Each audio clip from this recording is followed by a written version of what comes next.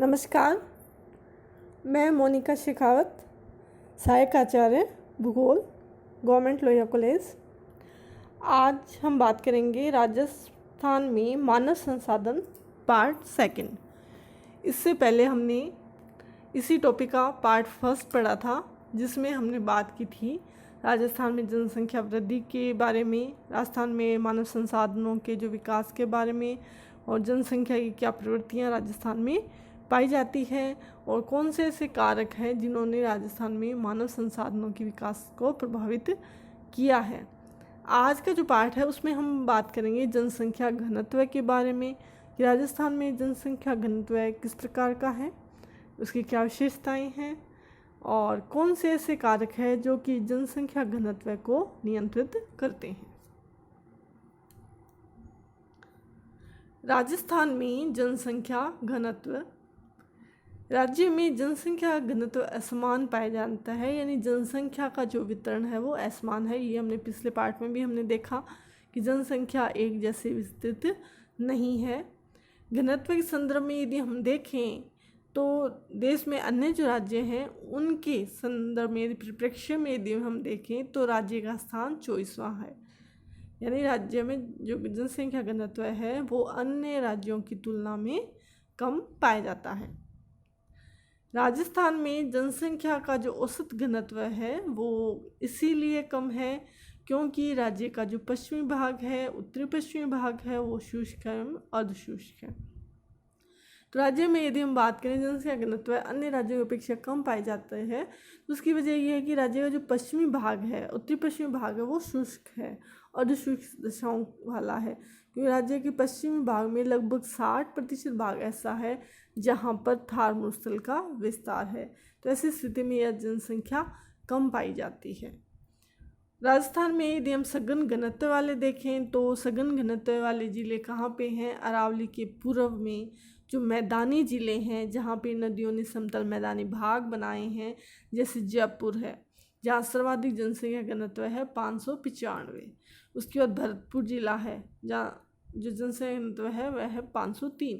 उसके बाद है दौसा जहाँ पे जनसंख्या घनत्व है 476, अलवर 438, धौलपुर जिला 398, यानी राज्य का जो जनसंख्या घनत्व जहाँ पे 200 है, तो ये यहाँ पे जो जनसंख्या घनत्व है वो डबल है ना, यानी दुगुना पाया जाता है। तो राज्य के जो पूरी मैदानी जो ज़िले हैं वहाँ पे जनसंख्या घनत्व अपेक्षाकृत अधिक पाया जाता है।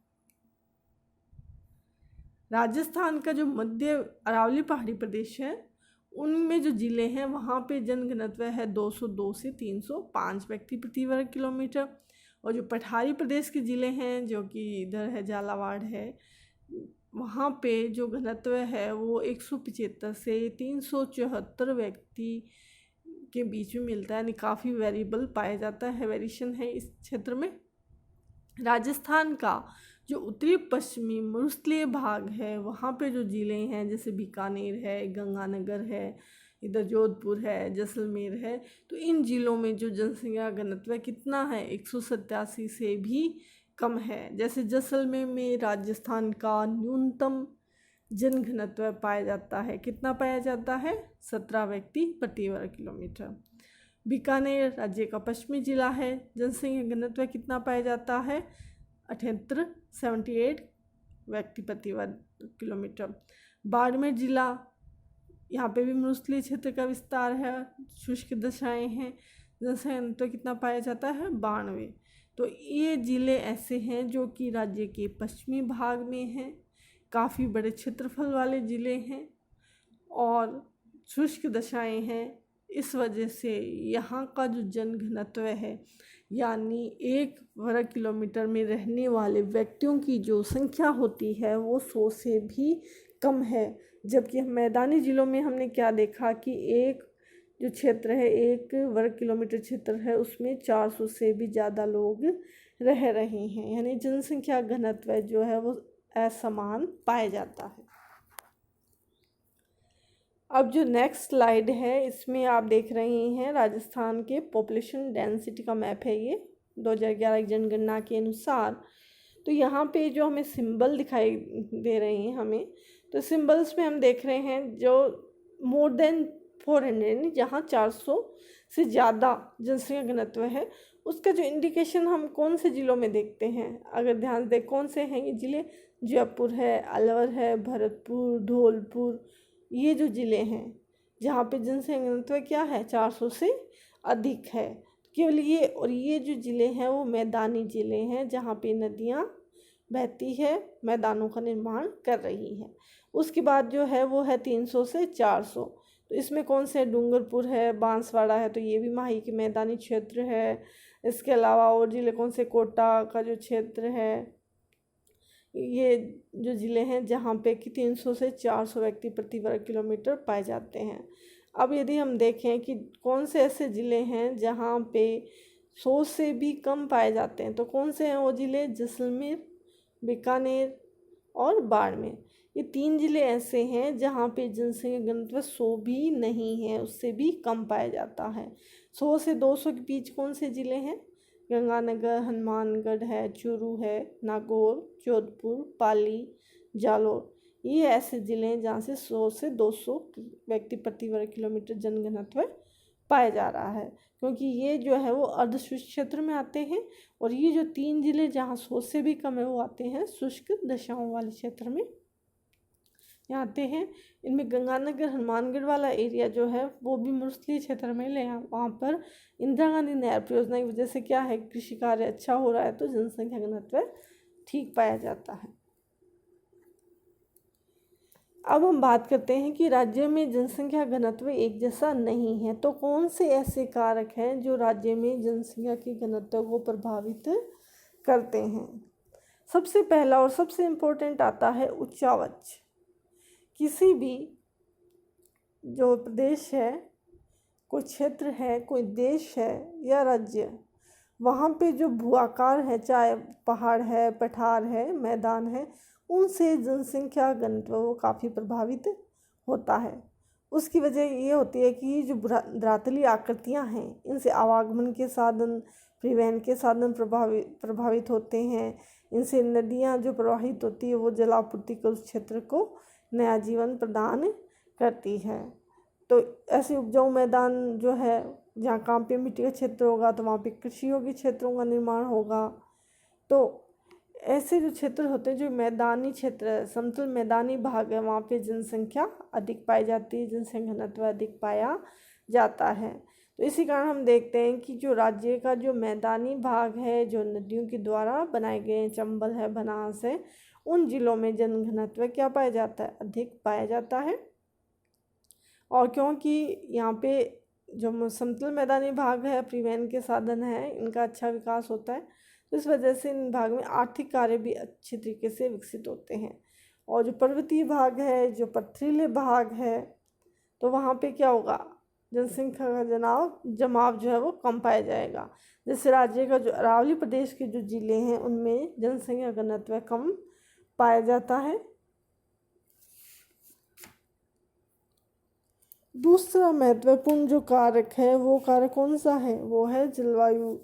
किसी भी प्रदेश की जलवायु वहाँ पे जनसंख्या के जमाव को सर्वाधिक नियंत्रित करती है, कि वहाँ पे आपके रहने के लिए जो जलवायु के जो तत्व हैं, वर्षा है, तापमान है, वायुदाब है, हवाएं हैं, तो ये किस प्रकार की है, वहाँ पे वर्षा हो रही है या नहीं हो रही है, वो शुष्क क्षेत्र है या वो अति आर्द्र क्षेत्र है जैसे कि भूमध्य रेखीय प्रदेश है, या वहाँ पे तापमान ही अतिशयताएँ हैं, तापमान बहुत ज़्यादा पाया जाता है, 50 डिग्री सेल्सियस पाया जाता है, या जो ये परमाफ्रॉस्ट के क्षेत्र जहाँ तापमान बहुत ही कम पाया जाता है, मात्र जो 0 डिग्री या उससे भी नीचे जो तापमान चला जाता है, जिसकी वजह से मनुष्य के रहने के लिए वहाँ पे संभावनाएं कम हो जाती हैं। तो किसी भी क्षेत्र की जलवायु जो है वो जनसंख्या के जमाव को या बिखराव को नियंत्रित करती है। यदि हम राज्य के संदर्भ में यदि हम देखें, तो राज्य का जो पश्चिमी भाग है, तो वहाँ में रेतीला है, शुष्क है, वनस्पति विहीन है, जल विहीन है, जलवायु की विषमताओं से युक्त है। तो इस वजह से जनसंख्या का जो घनत्व है वो क्या है, कम पाया जाता है। भाई ऐसे क्षेत्र जहाँ जलवायु अपेक्षाकृत क्या है, अच्छी है, सम जलवायु है, वर्षा की मात्रा भी अच्छी है, जिसकी वजह से कृषि कार्य भी हो पा रहा है, जनसंख्या अधिक केंद्रित पाई जाती है। तो अरावली के जो पश्चिम के जो ज़िले हैं वहाँ की जो जलवायु है वो क्या है, कठोरताओं से युक्त है। वहाँ पे मृष्टीय जलवायु पाई जाती है, शुष्क जो दशाएं हैं जलवायु की। जबकि अरावली का जो पूर्वी जो क्षेत्र है वो मैदानी प्रदेश है, वर्षा भी वहाँ पे अच्छी होती है और जो जलवायु की जो दशाएं हैं वो भी उपाद्र आर्द्र पाई जाती हैं। तो इस वजह से इन जिलों में जो अरावली के किस तरफ है, पूर्वी तरफ है, वहाँ पे जो जनसंख्या है वो अधिक पाई जाती है। तीसरा जो इम्पोर्टेंट जो कारक है वो है उपजाऊ मृदा। जिस क्षेत्र में मिट्टी उपजाऊ होगी वहाँ पे कृषि कार्य अच्छा होता है। और यदि हम भारत की बात करें तो जो भारत है वो एक कृषि प्रधान देश है और उसमें राजस्थान की स्थिति ऐसी है कि राजस्थान की तो अधिकांश जनसंख्या है वो कृषि कार्य पर ही निर्भर है। और कृषि का जो कार्य होता है वो उपजाऊ मिट्टी से प्रभावित होता है कि आपको मिट्टी जो है वो किस प्रकार की है, उत्पादकता कैसी है उसकी। जैसे यदि कोई मैदानी भाग है तो वहाँ पे क्या होगा, मिट्टी उपजाऊ होगी। कांपी मिट्टी है, उपजाऊ मिट्टी होगी, या नदियाँ वहाँ पे बह रही है तो हर वर्ष नदी क्या करेगी, उसको नया करती रहती है, जिस वजह से मिट्टी क्या रहती है, उपजाऊ रहती है। तो वहाँ पे जनसंख्या क्या होगी, ज़्यादा होगी कि मिट्टी उपजाऊ होगी, उत्पादकता अधिक होगी। उत्पादकता अधिक होने की वजह से कृषि कार्य अच्छी तरीके से किया जा सकता है। अब यदि कोई ऐसा एरिया है जहाँ की मिट्टी उपजाऊ नहीं है, वहाँ पे कृषि कार्य की लागत भी अधिक आती है और उत्पादकता भी कम हो जाती है। तो ऐसी स्थिति में क्या हम देखते हैं कि उपजाऊ मृदा की जो उपलब्धता होती है वह भी जनसंख्या के जमाव को निर्धारित करती है। यदि राजस्थान में यदि हम देखें तो राज्य का जो पूर्वी मैदानी भाग है वहाँ पे जनघनत्व अधिक ऊंचा पाया जाता है। ऊंचा क्यों पाया जाता है, क्योंकि जलोढ़ मिट्टी है, नदियों द्वारा लाई गई है, उपजाऊ मिट्टी है, उत्पादकता अधिक देती है, जिसकी वजह से लोग वहाँ पे आकर्षित होते हैं। जबकि पश्चिम में मिट्टी जो है वो कैसी है, रेतीली बलुई मिट्टी है, उपजाऊ नहीं है, उसके लिए भी खाद की आवश्यकता होती है। प्लस वहाँ पे जलवायु की दशाएं ऐसी कि वहाँ पे वर्षा भी कम होती है। तो ऐसी दशाओं की वजह से और मिट्टी जो है वो उपजाऊ नहीं होने की वजह से वहाँ पे जो कृषि कार्य है उसका विकास नहीं हो पाता, लोग उससे हतोत्साहित होते हैं और वो मैदानी भागों की तरफ भागने की कोशिश करते हैं, जिसकी वजह से जो पश्चिम का जो रेतीले मैदान के जो जिले हैं वहाँ पे जनघनत्व कम पाया जाता है। अगला है आर्थिक क्रियाओं की अधिकता। किसी भी प्रदेश का जो विकास है वो किस पे डिपेंड होता है, किससे निर्धारित होता है, आर्थिक क्रियाओं से।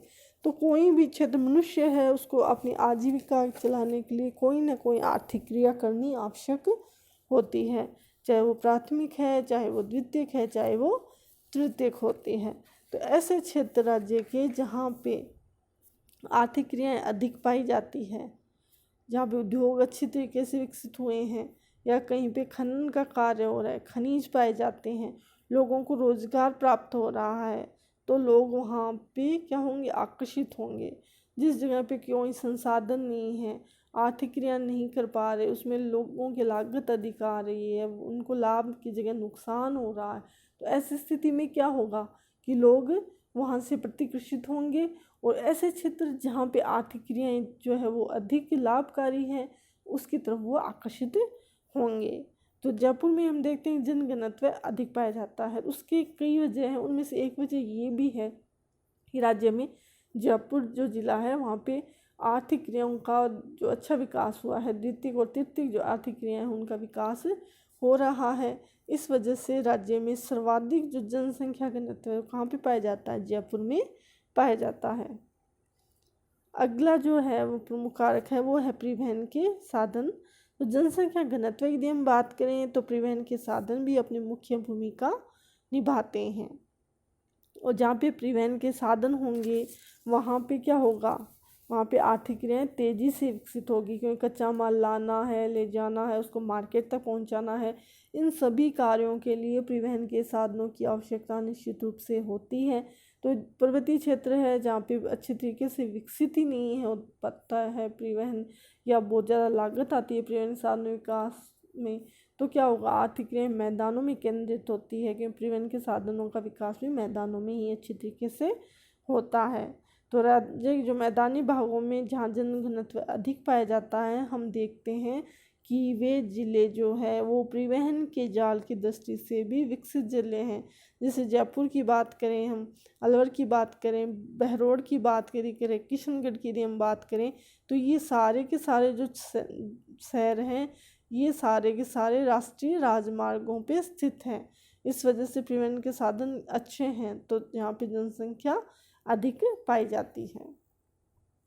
तो आज हमने राजस्थान में जनसंख्या घनत्व की जो स्थिति है, कौन से ज़िले ऐसे हैं जहाँ पे राज्य के औसत जनसंख्या घनत्व से कम पाया जाता है, कहाँ पे ज़्यादा पाया जाता है, इनके बारे में हमने देखा। कौन से ऐसे कारण हैं जिन्होंने राज्य में जनसंख्या घनत्व को नियंत्रित करते हैं, कहाँ पे जनसंख्या जो है वो कम है या ज़्यादा है, वो कौन से कारकों की वजह से निर्धारित हो रही है, इनके बारे में हमने ध्यानपूर्वक आपने सुना। अगला जो लेक्चर होगा इसमें हम इसी का तीसरा पार्ट जो है, राज्य में साक्षरता की क्या स्थिति है, लिंगानुपात की क्या स्थिति है, तो अन्य जो जनांकी की विशेषताएं हैं उनके बारे में बात करेंगे। आज के लिए धन्यवाद।